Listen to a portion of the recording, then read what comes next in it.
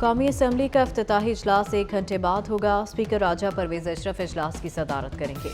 9 मुंतखब अरकान हल्फ उठाएंगे। स्पीकर और डिप्टी स्पीकर का इंतखाब 2 मार्च को होगा। नए वजीर आजम के इंतखाब के लिए 4 मार्च की तारीख मुकर्रर। वजीर आजम बनने के लिए 169 वोट दरकार। नून लीग को 200 से ज्यादा अरकान की हिमायत हासिल।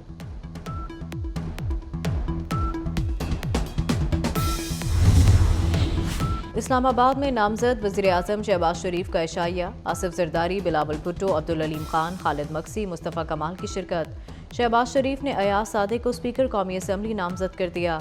पीपल्स पार्टी के गुलाम मुस्तफ़ा शाह डिप्टी स्पीकर नामजद।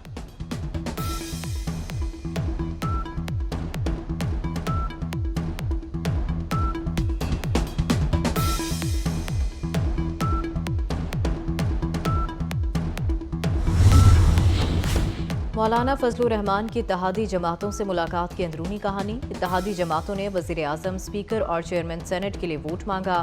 हम किसी वोटिंग का हिस्सा नहीं बनेंगे, मौलाना फजलुर रहमान का दो टूक जवाब।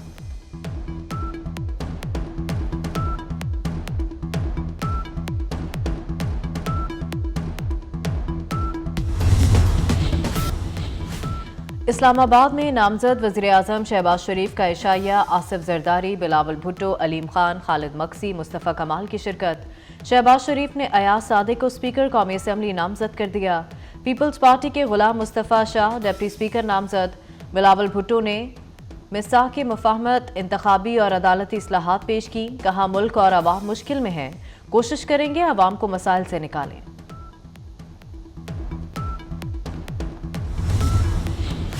सियासी रहनुमाओं का तमाम चैलेंजेस से मिलकर मुकाबला करने का आज़म। एहसन इकबाल कहते हैं इत्तेहादी हुकूमत सियासी और मुआशी इस्तेहकाम देगी।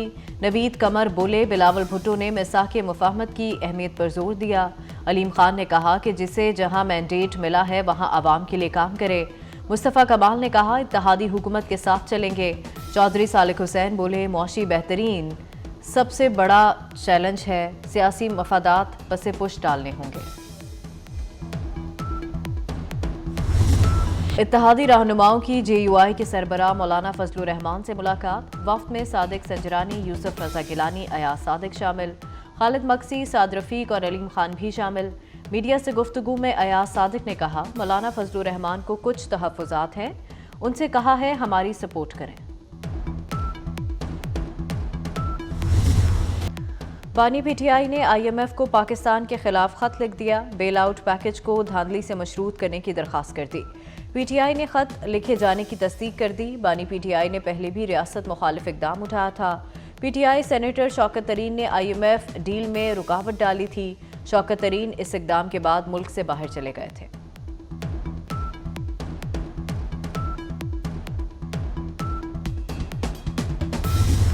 इस तरह का ज़ख्मी पाकिस्तान मैंने पहले कभी नहीं देखा। तो इस मुल्क को मुसीबतों से निकालना है और मैं ये समझता हूँ कि ये 1.5-2 साल डिफ़िकल्ट होंगे, जिसमें डिफ़िकल्ट फ़ैसले भी करने पड़ेंगे आपको। इस मुश्किल में हमने बिल्कुल इस तरह से रहना है जी, एक होकर, और अपने मुखालफिन का भरपूर मुकाबला करना है। जब भी आप जीतेंगे उनका रवैया वैसा ही होगा जो आज देखने में आ रहा है। पाकिस्तान को ऐसा जख्म कभी नहीं देखा। 1-1.5 साल मुश्किल होंगे, मुल्क को मसाइल से निकालने के लिए मुश्किल फैसले करना होंगे। नवाज शरीफ का पार्लिमानी पार्टी के इजलास से खिताब। कहा तहरीक इंसाफ वालों का जहन आज तक समझ नहीं आया। आप वजू करके और पाक साफ होकर आए तब भी वो इल्ज़ाम ही लगाएंगे। PTI को लाने वाले पाकिस्तान के मुजरिम हैं। मुझे हटाने में जजों के साथ दूसरे प्लेयर्स भी शामिल थे। क्या मुझे निकालने वाले जज किसी को मुंह दिखाने के काबिल हैं? साकिब निसार आज कहां हैं?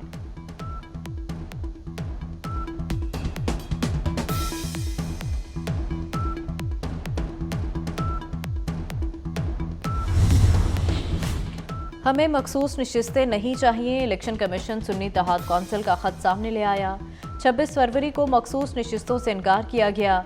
सुन्नी इत्तेहाद कौंसिल ने खत में कहा कि उन्होंने इलेक्शन नहीं लड़ा, मखसूस नशिस्तों की फहरिस्त देने की जरूरत नहीं। चीफ इलेक्शन कमिश्नर ने बैरिस्टर अली जफर को मुखातिब करते हुए कहा, जब सुन्नी कौंसिल को मखसूस नशिस्तें चाहिए ही नहीं, आप क्यों उन्हें मजबूर कर रहे हैं? अली जफर का सुन्नी कौंसिल के खत से लाइल्मी का इजहार। इलेक्शन कमीशन ने फैसला महफूज कर लिया।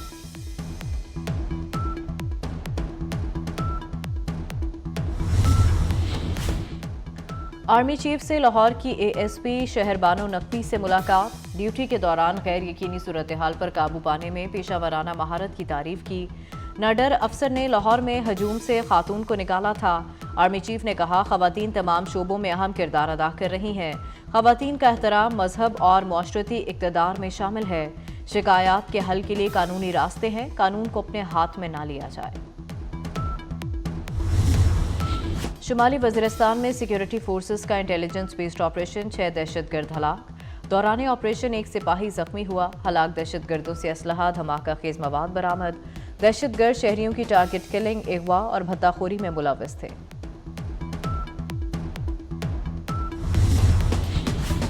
मोहसिन नकवी के इक़दामात रंग लाने लगे। वाल्टन रोड की अपग्रेडेशन का काम तेजी से जारी। मंसूबे का 80% काम मुकम्मल। वाल्टन रोड पर सीवरेज सिस्टम के लिए लाइनें बिछा दी गईं। साबिक वज़ीर आला ने मंसूबे की तकमील के लिए अप्रैल की डेडलाइन दी थी। बंद रोड मंसूबे का पैकेज 2 भी तकमील के करीब। 20 मार्च को मरियम नवाज से इफ्तिताह कराने पर गौर। पैकेज 1 का इफ्तिताह मोहसिन नकवी ने किया था।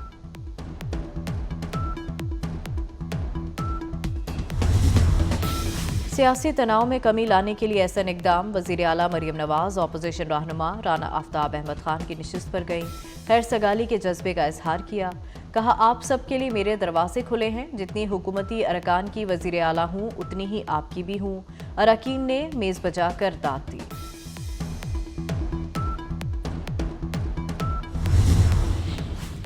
निगरान वफाकी हुकूमत का जाते जाते अनोखा फैसला। काबीना ने 2019 से आटे की बरामद पर आयद पाबंदी खत्म कर दी। गंदम की दस्तयाबी में कमी के बावजूद आटा बैरून मुल्क फरोख्त करने की इजाज़त दे दी। 62 कंपनियों के मुतालबे पर पाबंदी खत्म करने की मंजूरी दे दी गई।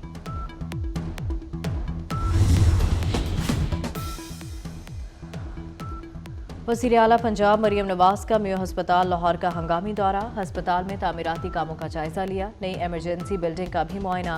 मरियम नवाज की मरीजों से मुलाकात। इलाज और हस्पताल में दी जाने वाली सहूलतों से मुतालिक दरियाफ्त किया।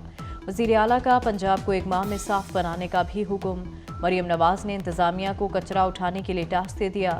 जिला इंतजामिया और मुतल्लिका इदारों को सफाई सुथराई यकीनी बनाने की हिदायत। टूटी गलियों और सीवरेज की भी मुरम्मत होगी।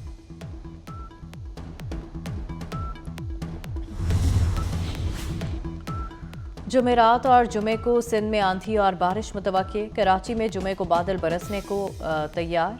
शहर में कहीं हल्की और कहीं तेज़ बारिश होगी।